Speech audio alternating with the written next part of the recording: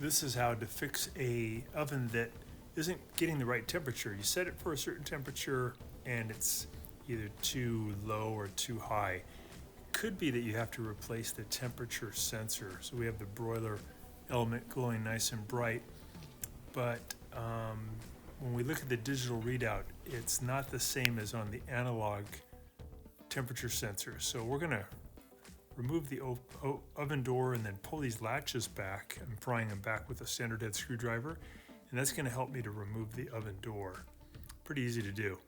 So I'm going to pull this one all the way back toward me as far as it'll go, and then when I close the door, it's going to pull the latches or the hinges free of the oven cavity, and then I'm going to take the oven door and just put it off to the side.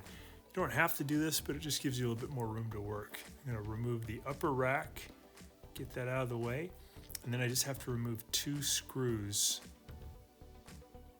These are Phillips head screws, one on the top, one on the bottom. That's on the temperature sensor.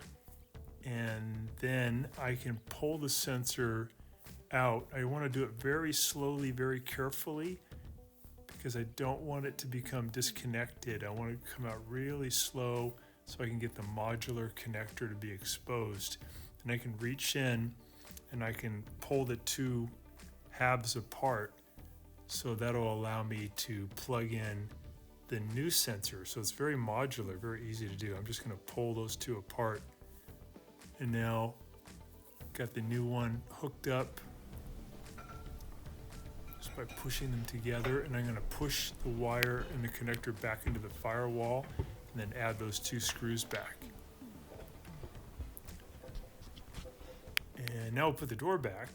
Just lift it up, make sure you don't hurt your back. It's kind of heavy. We're going to put these hinges back into the oven cavity, and we're going to wiggle them in as far as they can go.